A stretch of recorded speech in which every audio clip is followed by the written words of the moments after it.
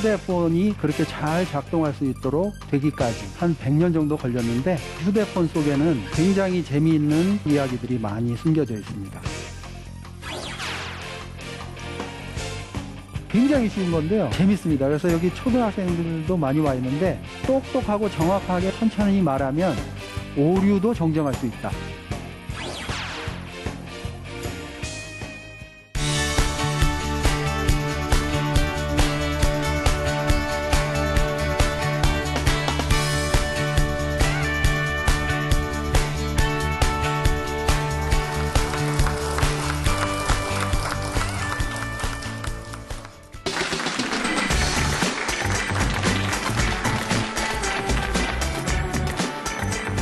여러분 안녕하세요. 사람과 과학이 만나는 강연 프로그램 사과나무의 저는 유시연입니다. 여러분 혹시 인간이 만든 물건 중에 가장 멀리까지 날아간 게 뭔지 아십니까? 우주 탐사선 보이저 1호라고 합니다. 이 보이저 1호가요. 64억 킬로미터 밖에서 지구를 찍어가지고 보낸 것이 64억 킬로미터를 넘어서 이제 지구에 도착을 했다고 합니다. 이 64억 킬로미터라는 개념이 멀다 정확히 안 오시죠? 지구 한 바퀴가 4만 킬로미터라고 했을 때 매일매일 한 바퀴씩 438년을 돌아야지 되는 거리가 바로 그 먼 거리라고 합니다. 자, 그러면 그 먼 거리에서 사진을 보낸 게 어떻게 해서 지구까지 도착할 수 있었을까요? 궁금하시죠? 오늘 그 비밀을 특별히 강연해 주실 분을 모시고 알아보도록 하겠습니다. 오늘의 강연자 이응로 교수님 박수로 맞이하도록 하겠습니다.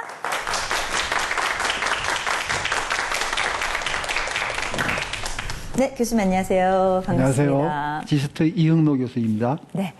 제가 처음에 64억 킬로미터라는 먼 곳에서 사진 보내는 얘기를 했거든요. 네. 근데 그 가운데 송신탑이 있는 것도 아니고 어떻게 그런 일이 가능할 수 있나요? 정말 놀라운 일이죠. 네네. 그리고 더 놀라운 거는 이 보이저 1호가 70년대에 보내진 거라는 겁니다. 1977년이죠. 예. 네. 그때는 이렇게 기술이 많이 발달하지 않았을 때거든요. 그래서 어떻게 하면 이렇게 먼 거리를 오면서도 신호가 도착할 수 있게 하는지, 어떻게 그 신호를 픽업하는지, 그거 참 놀라운 일이 아닐 수가 없습니다. 그래서 현재는 나사에서 업그레이드를 하고 있습니다. 그래서 우리가 보통 말할 때도 사람이 말하는 게 잘 안 들리거나 하면 네. 멀리서 말해서 그럴 때는 좀 천천히 말해달라고 하거나 그렇죠. 아니면 반복해달라고 하거나 네. 혹은 옆에 사람한테 물어보기까지도 할 수 있습니다. 네. 바로 그런 방법, 모든 방법을 다 써서 그렇게 하고 있습니다. 가령 안테나를 하나만 쓰는 것이 아니라 여러 안테나를 쓴다든지 안테나 크기를 크게 해서 잘 들리게 한다든지 그리고 보이저 1호가 신호를 보낼 때 반복률을 좀 높여서 보내라고 하든지 이런 식으로 해서 신호를 받고 있습니다. 지금 말씀을 듣는 거로도 굉장히 여러 가지가 궁금해지는데요. 네. 그러면 강연, 멋진 강연 부탁드리도록 하겠습니다. 네, 고맙습니다. 감사합니다.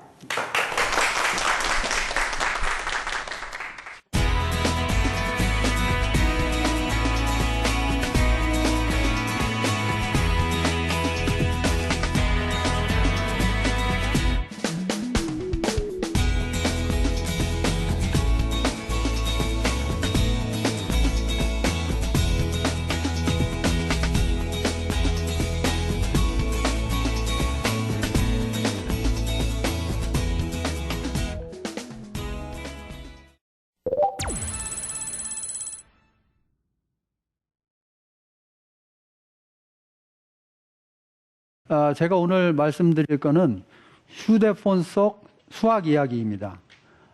방금 전 앵커께서도 말씀해 주셨지만 이 휴대폰 속에는 굉장히 재미있는 수학 이야기들이 많이 숨겨져 있습니다.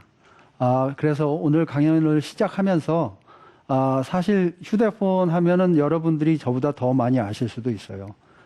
휴대폰 하면 요새는 스마트폰이라고 하지 않습니까? 그래서 휴대폰에 관한 관심이 요새는 어떤 앱을 깔아서 내가 어떻게 게임을 하고 어떤 내 일상생활에 도움이 되는 프로그램을 찾아서 잘 쓰겠는가 그런 것이 주가 되는 세상이 됐습니다마는 저의 오늘 이야기는 그 휴대폰이 그렇게 잘 작동할 수 있도록 되기까지 한 100년 정도 걸렸는데 그 역사를 좀 한번 되돌아보면서 재미있는 이야기를 좀 전하고자 그렇게 목표를 합니다.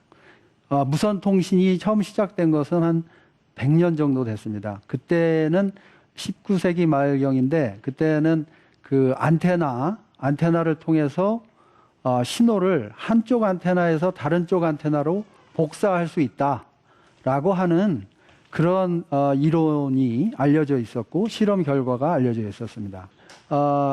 이제 상용화를 위해서 응용을 하기 시작한 사람이 처음 시작한 사람이 말코니라는 사람입니다. 그래서 이 사람이 1901년에 대륙 간 영국과 캐나다 간 무선 통신을 처음으로 실험을 처음으로 성공시킨 공로를 인정받아서 말코니의 라디오 상이 이렇게 제정이 될 정도로 유명해진 사람입니다. 이 사람이 그렇게 1901년에 그 실험을 성공시키니까 영국, 유럽, 그 다음에 다른 나라, 그 다음에 이제 미국 같은 데서 이 사람이 성공시킨 그 무선 통신을 시스템을 이용을 해서 정보를 보낸다든지 이런 상용화에 박차를 가했던 것입니다. 그러던 중에 1940년에 이제 그 셀룰라 통신이라고 해서 미국의 벨랩에서 새로운 시스템을 하나 제안을 했습니다. 이 시스템은 뭐냐면 모바일 커뮤니케이션, 이동 통신 시스템입니다.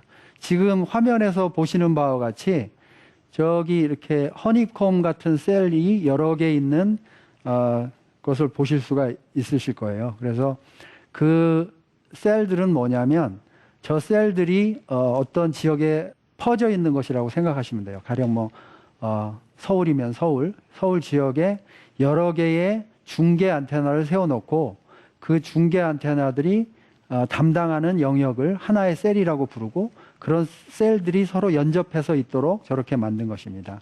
저 셀룰라 시스템은 이제 이름을 이해하시겠죠. 왜 셀룰라라고 했는지.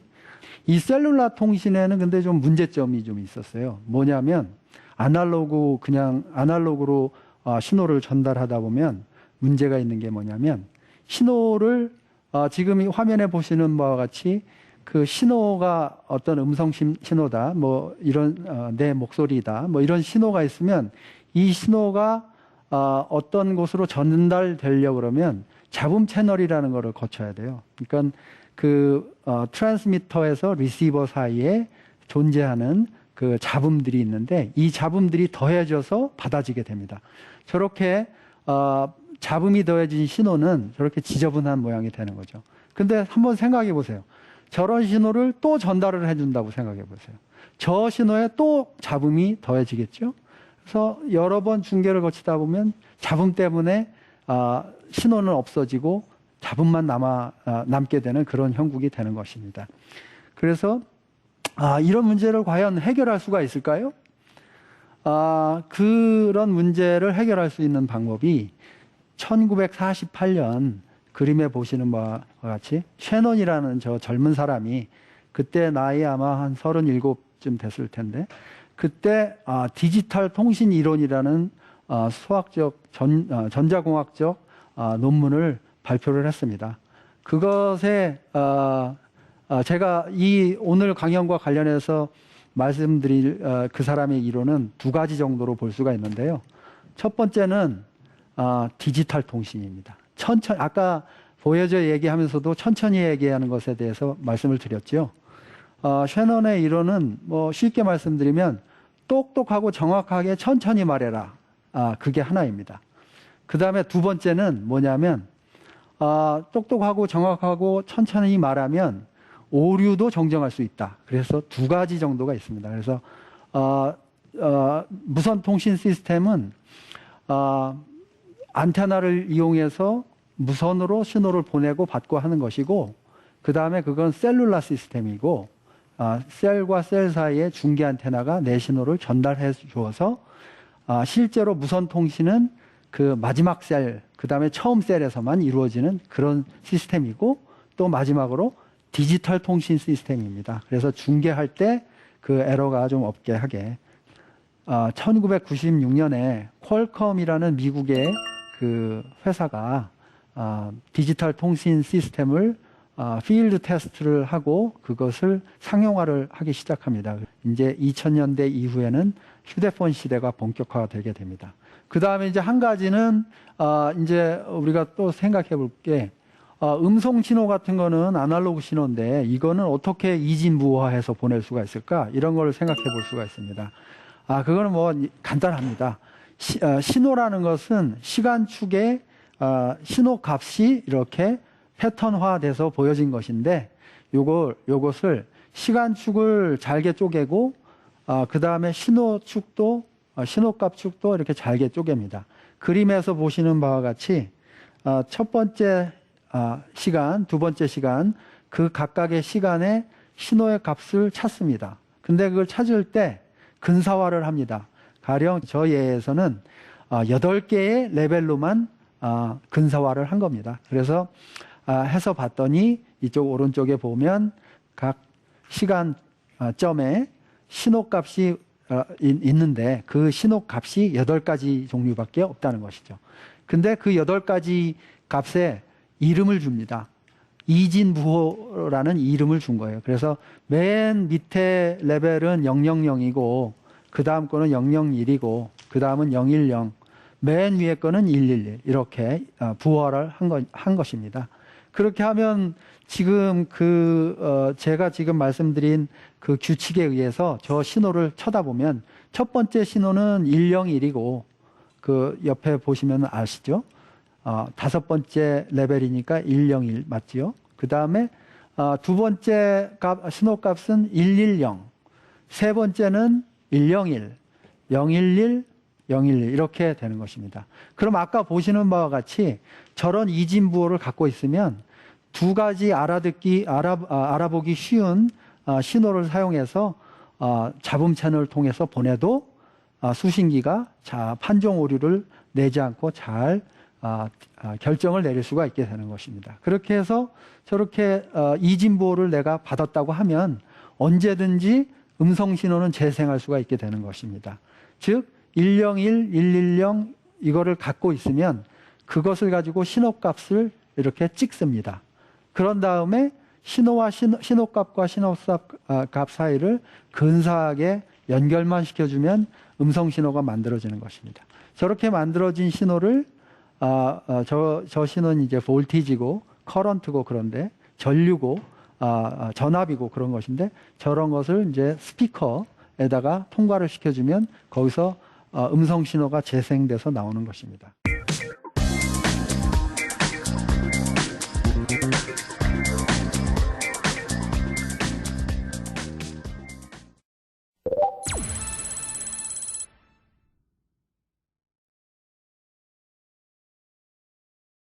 이제 해밍 코드에 대해서 말씀드리겠는데요. 이것은 굉장히 쉬운 건데요. 그리고 재밌습니다. 그래서 여기 초등학생들도 많이 와 있는데 한번 이걸 보시고 통신공학자가 한번 돼 보세요. 이거 누구든지 이걸 할 수가 있는 것입니다. 지금 아까 말씀드린 대로 이진부화를 해서 신호를 보내는데 먼 거리에서 올 때라든지 혹은 잡음이 심할 때는 그래도 판정 오류가 날 때가 있습니다. 1이 0으로 0이 1로. 그럴 때 어떻게 하겠는지. 혹은 어떨 때는 판정 자체를 못할 때가 있습니다. 그럴 때는 어떻게 하겠는지. 굉장히 쉬우니까 누구든지 할 수 있으니까 한번 따라해 보세요.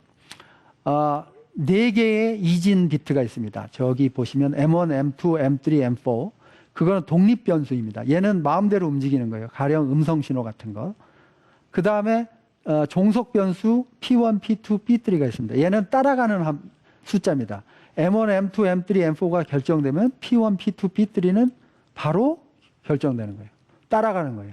왜 이렇게 하느냐면 아까 제가 뭐라고 말씀드렸죠? 보여줘에서 신호가 올 때 어떻게 한다고 그랬죠? 천천히 말한다고 그랬죠? 천천히 말하게 하는 것입니다. 정보 비트를 7비트를 보낼 자리에 4개만 보내고 나머지 3개는 반복을 시키는 겁니다. 자, 그러면은 이제 그 룰을 말씀드릴게요. 어떻게 부호화를 하는가? 어떻게 오류를 정정하는가? 그것은 딱 한 줄로 요약할 수가 있는데 뭐냐면 원안의 일의 개수는 짝수이어야 함. 저것만 알고 있으면 돼요. 그래서 저 부호를 결정할 때 7비트를 결정할 때 원을 3개를 저렇게 그립니다. 그래서 M1, M2, M3, M4 이렇게 써놓고 P1, P2, P3 이렇게 씁니다. 그러면 M1, M2, M3, M4는 독립변수니까 정보니까 그건 1010 뭐 아무거나 패턴이 올 수가 있어요. 그 다음에 P1, P2, P3는 이제 따라가는 거고. 근데 그 따라가는 룰이 뭐냐면 원안의 일의 개수는 짝수이어야 한다. 그것만 알고 계십니다. 자, 이것을 가지고 부호화를 해보고 오류를 정정해보는 예를 해보겠습니다. 자, 이거 다 같이 한번 해보세요. 1011일 때 부호는 뭐냐? 즉 P1, P2, P3는 뭐가 돼야 되느냐? 이겁니다. 이건 할 수 있잖아요. 그렇죠? 저 1011을 저 원의 안에다가 보시는 바와 같이 써 넣습니다. 1, 0, 1, 1. 그 다음에 P1, P2, P3를 정하는 거죠. 정할 때 규칙이 뭐죠? 원안의 일의 개수는 짝수이어야 한다. 그것만 명심하시면 돼요. 그러면 P1이 뭐가 될 것 같아요? 1이죠. 여기 우리 초등학생이 지금. P2는 뭐가 될까요? 0이죠. 1이 2개 있으니까 저 P2는 0이 돼야 되죠. 그 다음에 이쪽 원은 어떻게 되죠? 마찬가지로 P3도 0이 됩니다. 그러면 P1, P2, P3가 1, 0, 0이 돼야 되는 거죠. 그게 답입니다. 그래서 맞추셨어요. 그 다음에 이제 부호화를 해서 송신을 이렇게 합니다. 가령 보헤이저 1호 같은 데서 저렇게 부호화를 해서 보내요. 근데 지구로 오다가 빛이 판정 오류가 나요. 너무 먼 거리를 오다 보니까. 자, 그랬을 때 한번 고치는 거를 한번 다 같이 해보겠습니다. 1011, 100을 보냈는데 두 번째 빛에 판정 오류가 났어요. 리시버가. 잡음이 커서. 그래서 받은 게 1111, 100을 받았어요. 고칠 때도 원을 이용합니다. 또 받은 거를 1111, 100 이렇게 써놓고 한번 보시죠. 근데 우리는 지금 하나님의 위치에 있습니다. 틀린 답을 알고 있어요. 빨간색으로 표시해놨잖아요, 제가. 그래서 1이 틀렸다는 걸 알고 지금 해독을 해보는 건데요. 한번 해보시죠. 어떻게 하면 해독할 수 있을까요? 역시 규칙은 딱 하나. 원안의 일의 개수는 짝수이어야 한다. 그것만 알고 계십니다. 첫 번째 원을 한번 보시겠습니다. 첫 번째 원을 봤더니 1111. 아, 짝수네. 오케이. 두 번째 원. 봤더니 1110 하니까 이게 홀수네요. 예, 문제 있음. 세 번째 1110. 또 문제 있음. 자, 이럴 때는 어떻게 해야 될까요? 저 2를 바꿔버리면 됩니다. 다른 해도 있을 수가 있어요. 그렇지만 한 개만 바꿔서 저 세 개 원의 룰을 다 만족시키는 답은 저거 하나뿐입니다. 그래서 그게 답이 맞고요. 그 다음에 이제 지워짐. 인터넷을 쓸 때 보면 이게 지워질 때도 있습니다. 그럴 때는 어떻게 할까요?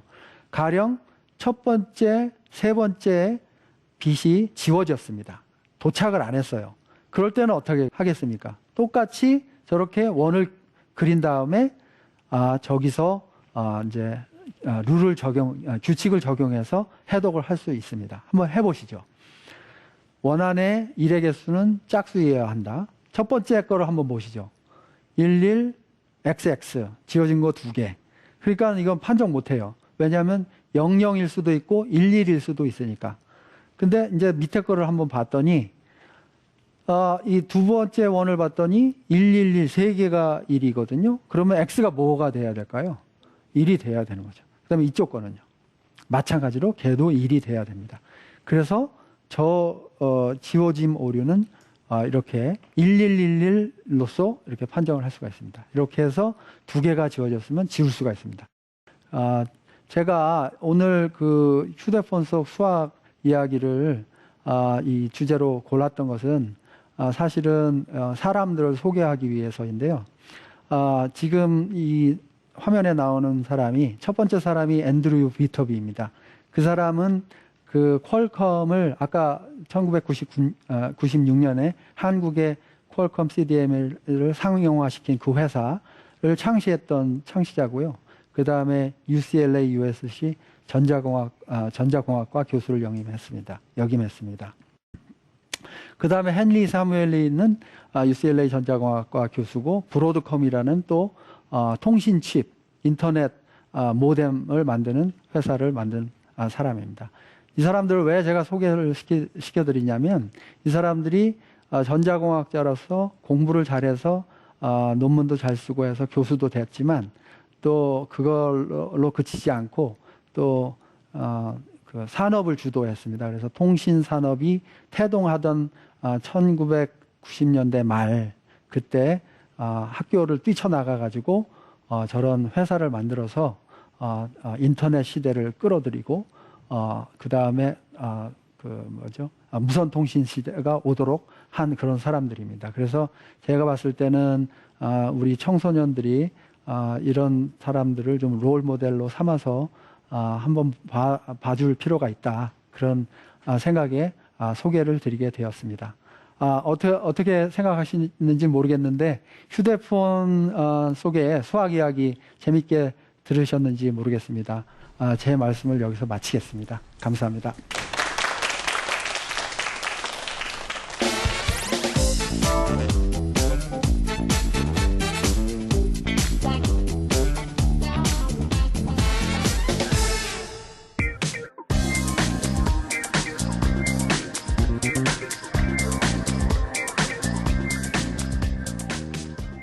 저희가 요즘은 휴대폰 없이는 살 수 없다고 할 정도로 정말 이용도가 높은 제품이 휴대폰입니다. 근데 그 휴대폰의 뒤에는 이런 뭐 음성을 갖다가 코드로 바꿨다가 또 음성으로 하는 이런 이야기가 숨겨져 있다는 거 오늘 아시게 된 것 같습니다. 사실 저 어렸을 때만 해도 사람들이 휴대폰을 하나씩 가지고 다닌다는 것은 과학 소설에 나오는 이야기였거든요. 네. 근데 그것이 현실화가 됐단 말이죠. 네. 그렇다면 앞으로 더 발전할 수 있는 미래의 무선 통신은 어떤 모습이 될 수 있을까요? 아주 재밌는 질문을 주셨는데요. 네. 저도 늘 생각하는 질문 중에 하나입니다. 그래서 제 그 학교의 웹사이트에도 제가 써놓은 바가 있기는 한데 저는 앞으로 통신 시스템이 사람의 그 네트워크처럼 되지 않을까 이렇게 생각합니다. 네. 사람의 네트워크를 보면 두뇌가 있죠. 두뇌가 있고 모터 컨트롤을 담당하는 그 두뇌 영역에서 이 팔 다리를 움직입니다. 그리고 또 센서리 모터 에어리아라고 해서 센서리 에어리아라고 해서 뭐 촉각, 감각. 네, 그다음에 후각, 시각 뭐 이런 것들을 다 사람 몸에서 이렇게 모은 다음에 그것을 가지고 계산을 합니다. 내가 어떤 움직임을 다음에 취해야 될지 네. 그런 것들을 계산을 해서 모터 컨트롤을 하는 겁니다. 팔 다리를 움직이고 네. 움직이고 하는 것입니다. 앞으로 통신 시스템도 좀 이렇게 되지 않을까. 그래서 요새 보면 신문에 보면 인터넷 오브 띵스, 그 다음에 인터넷 오브 에브리띵. 그래서 촉각, 후각 센서, 그 다음에 카메라도 있고 이런 센서들이 다 이제 인터넷에 부착된다고 합니다. 네. 그리고 또 그것들한테 다 인터넷 애드레스를 주어서 그것들이 네트워크에서 이렇게 액세스가 되도록 네. 하는 건데, 자 그러면 요렇게 해서 다 이렇게 정보를 모은 거를 어디다가 쓸 것인지 계산을 하겠죠. 어느 한쪽 네트워크에서는 계산을 하고 그 다음에 결정을 내린 것을 이제 액추에이터, 움직이는 뭐 바퀴가 있다든지 네네. 아니면 뭐 동력이 있다든지 이런 데다가 전달을 해줘서 움직이게 만드는. 그래서 좀 이렇게 사람의 네트워크와 유사한 구조를 갖는 그런 네트워크가 앞으로는 되지 않을까 저는 그렇게 생각합니다. 이야, 무슨 말씀인지 잘은 모르겠지만 굉장한 것 같다라는 생각은 듭니다. 또 혹시 궁금한 거 있으신 분 있으면 질문 하나만 더 받아볼까요? 네. 핸드폰에 영상통화 기능 있잖아요. 네. 근데 영상이 서로 수신되는 거랑 신호랑 음성 신호가 수신되는 거랑 원리가 다른지. 똑같습니다. 그것도 이진화를 거치는데요. 영상 신호 이진화는 CCD 어레이라고 해서 카메라가 이게 포토 센서입니다. 빛이 들어오면 빛의 세기대로 그 숫자를 정하는 거예요. 0에서 255까지. 이 세기는 얼마나 밝기가 얼마나 0에서 256 사이에 어느 레벨인지 그렇게 해서 정합니다. 그래서 빨강, 노랑, 파랑 색깔을 대로 인텐서티를 알면 그게 바로 이제 샘플이 되는 거죠. 그 0에서 255의 숫자니까 요거는 8비트만 가지고 있으면 표현이 가능하고 그러면 각 픽셀당 8빛을 표현할 수가 있게 되고 가령 뭐 밀리언 픽셀이 있다 그러면 8 곱하기 이제 밀리언 하면 되는 겁니다. 그러니까 방식은 똑같은데 방식은 똑같아요. 뭐 예를 들면은 뭐 음성을 변환하는데 한 10개 정도 쓰였다고 하면 그 영상을 전송하는 데는 한 더 많이. 10만 개 정도 그렇죠. 쓰인다. 그렇게 네. 되는 거죠. 맞습니다. 네. 그래서 영상 통하면 데이터가 빨리 닳는다는 네, 맞아요. 그런 거를 데이터 경험했었던 것 같습니다. 네, 오늘 재미난 세상을 열어주신 우리 교수님께 여러분 박수 한번 부탁드리겠습니다. 네, 교수님 고맙습니다. 감사합니다. 이응로 교수님께서 무선통신기를 최초로 발명한 마르코니에 대한 얘기를 해주셨죠. 근데 마르코니 이전에도 전파의 존재는 발견이 돼 있었습니다. 그런데 이 전파를 이용한다면 전선을 연결하지 않고도 통신을 할 수 있구나라고 생각해서 그 기술을 만들어낸 최초의 사람이 바로 마르코니가 되는 겁니다. 그러니까 요즘 저희가 사용하는 TV, 라디오, 휴대전화 이게 다 마르코니가 무선통신을 만들어줬기 때문에 가능한 일이다 할 수 있겠죠. 자, 한 과학자의 생각이 인류의 역사를 바꿨다라고 제가 말씀드려도 과언이 아닐 것 같은데요. 사과나무 속의 놀라운 과학 이야기는 앞으로도 계속됩니다. 전 다음 시간에 다시 인사드릴게요. 고맙습니다.